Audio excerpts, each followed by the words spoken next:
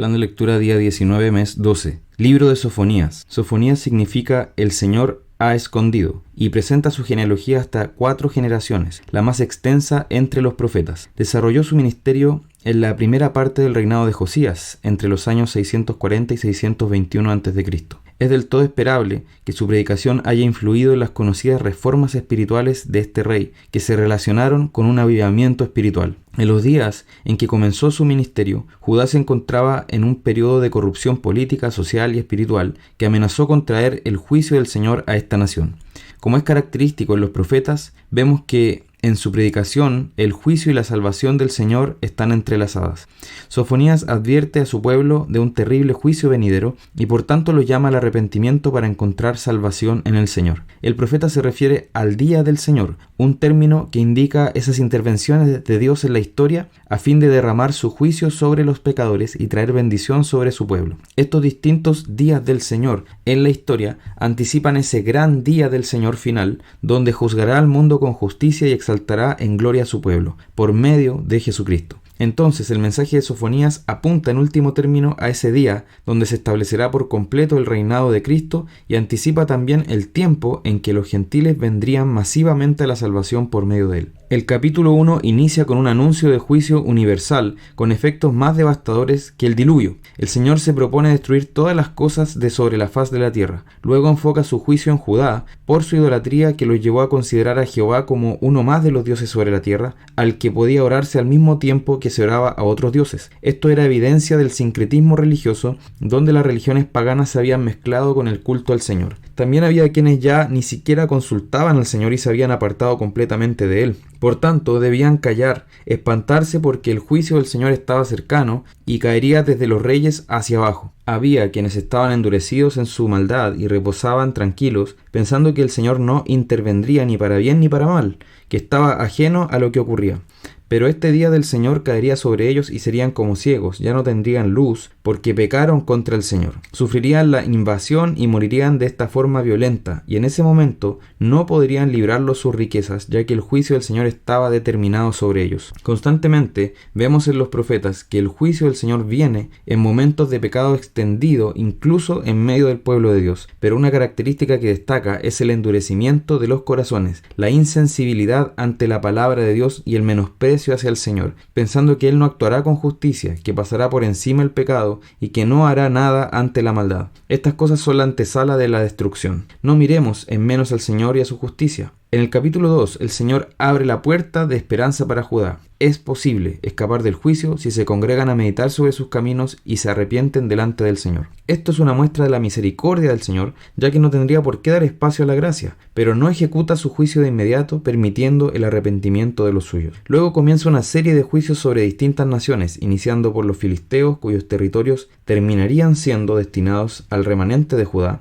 un término profético que designa a aquel grupo dentro del pueblo visible de Dios y que constituye los verdaderos creyentes fieles al pacto. Eso es el remanente. El juicio también se extiende a otros pueblos como los moabitas y amonitas, que son descendientes de Lot. Recordemos que Lot escapó de Sodoma junto a sus hijas y con ellas entonces engendró con una de ellas a los moabitas y con la otra a los amonitas. De esta forma, aunque sus ancestros escaparon de estas ciudades impías de Sodoma y Gomorra, irónicamente el castigo para estos pueblos de Moab y Amón terminaría siendo como el juicio que Dios derramó sobre esas ciudades.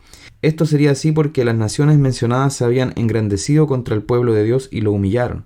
Cuando esto ocurre, Dios mismo es el vengador de su pueblo y paga con juicio a quienes los persiguen. Atacar al pueblo de Dios es ofender personalmente al Señor, como lo dejó claro Jesús en su aparición a Saulo cuando le preguntó ¿por qué me persigues? En Hechos capítulo 9. También decretó juicio contra Etiopía y Nínive, ciudad esta última que todavía no había sido destruida. Es increíble ver cómo todos estos juicios se cumplieron y estas naciones ya no existen más. Pasarán imperios y reinos, pero el reino de Dios será establecido sobre todo y Él derrocará a todo otro reino, pero también destruirá a todos los dioses falsos, dejando claro que solo Él es Señor y Dios sobre todas las cosas. Este juicio que vemos aquí es un anticipo del juicio final y definitivo que Jesucristo ejercerá en su gran trono blanco. Podemos confiar en que su plan se está cumpliendo y terminará de consumarse tal como ya se ha cumplido en el pasado. El capítulo 3 comienza con el Señor denunciando el pecado de Judá, quienes, a pesar de haber sido confrontados por el Señor, no habían oído la corrección ni habían aceptado la reprensión. Y sus líderes, tanto religiosos como políticos, habían sido los primeros en destacar por su perversión, en lugar de guiar a su pueblo al Señor como era la función que ellos tenían. El Señor no solo les había advertido a través de sus profetas, sino que también les había enviado anuncios de su juicio a través de la destrucción de ciudades. Pero ellos, en lugar de arrepentirse, se apresuraron a corromper aún más sus hechos. El pecado de Judá contrastaba dramáticamente con la justicia y la pureza del Señor en medio de ellos. Por lo tanto, como Judá se había vuelto igual que las naciones paganas, entonces también sería juzgada junto con las naciones paganas cuando el Señor derramara su juicio sobre la tierra. Desde el versículo 9 vemos un giro. Un glorioso anuncio de restauración. Es anunciada la salvación de los gentiles, quienes vendrían a invocar el nombre del Señor y a servirle en su reino. Y esto sería por obra del mismo Dios. Él también restauraría a Judá, dejando un remanente fiel que alabe su nombre y sea humilde e íntegro. Ellos habitarán confiados, sin temor y gozosos en la presencia del Señor. Aquellos que permanezcan confiando en el Señor tienen todas las razones para celebrar con alegría, porque el Señor ha apartado sus juicios de sobre su pueblo y ha echado fuera a sus enemigos. Esto solo es posible por la obra de Cristo, quien soportó ese justo juicio contra su pueblo en la cruz, y está reinando en la presente era hasta que todos sus enemigos, que son también los enemigos de su pueblo, sean puestos debajo de sus pies. El mismo Dios será pastor y rey para su pueblo, estará en medio de él con poder y salvación, y lo que es tremendamente glorioso, se alegrará en su pueblo y cantará de gozo por causa de sus redimidos. Este es uno de los pasajes más conmovedores de la Escritura. El mismo Dios, creador y Señor de todas las cosas, se alegra en su pueblo compuesto por aquellos que antes fueron sus enemigos, pero que Él mismo salvó por misericordia. Él fue quien recogió a las ovejas perdidas, a las cojas y descarriadas, las reunió como un solo rebaño bajo el príncipe de los pastores, Jesucristo, y hace una obra de restauración y transformación por medio de su Espíritu Santo, que va venciendo sobre el pecado de su pueblo. Es Él quien se glorifica en el llamado Día del Señor, que incluye no solo el juicio de sus enemigos, sino la salvación y exaltación de su pueblo. Gloria a Dios por estas preciosas promesas, las cuales son fieles y verdaderas y que encuentran su cumplimiento en la obra de nuestro Señor Jesucristo. El Salmo 138 ya fue comentado en la primera parte de este plan. Proverbios 30, 11 al 14. Esta sección describe distintas señales de decadencia espiritual y moral en una generación, donde puede observarse la irreverencia y desobediencia a los padres, cuestión que resulta en un desprecio a toda autoridad finalmente, también una hipocresía de proclamarse justos de acuerdo a la propia opinión, cuando en realidad sus corazones están llenos de inmundicia, y también la soberbia de vivir sin tener en cuenta al Señor y creerse autosuficientes. Por último, el abuso y despojo a quienes están en una posición más desvalida. Donde se observan todas estas cosas, puede concluirse que hay una sociedad en franca decadencia que recibirá el juicio del Señor, y es tiempo de clamar entonces en arrepentimiento y que el Señor haga una obra y despierte los corazones para que se vuelvan a Él. Apocalipsis 10. Este capítulo es un interludio entre la sexta y la séptima trompeta, tal como hubo también una pausa antes entre el sexto y el séptimo sello. En medio de las horribles visiones de los juicios que vendrán sobre este mundo, el Señor da consuelo a los creyentes a través del mensaje de este ángel glorioso, que tiene una semejanza muy estrecha con Cristo, pero que no es Él. Este mensajero trae un mensaje que debe ser escuchado por todos. Por eso ruge como león y se para con un pie en el mar y otro en la tierra. Sin embargo, no todo debe ser revelado. Esto nos muestra que el Señor es soberano en lo que revela y en lo que determina que debe quedar en secreto. No sabemos todos los factores y pormenores que determinan las cosas futuras, y ante eso no debemos tener la actitud de roedores curiosos, sino esperar tranquilos la salvación de nuestro Señor, confiados en lo que Él sí nos ha revelado.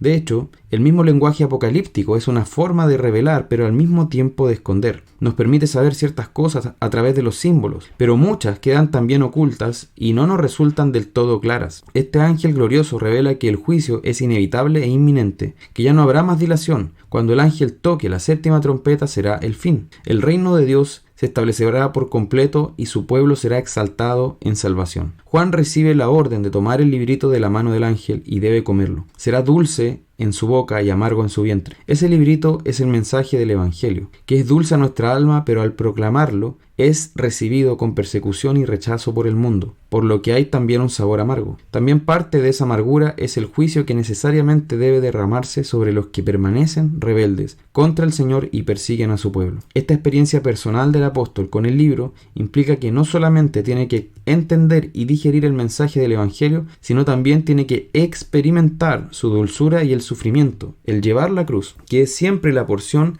de los que lo predican con veracidad, como dijo William Hendrickson. En todo esto sabemos que somos más que vencedores en Cristo y nos espera la gloria que Él ha prometido para los que creen en su nombre.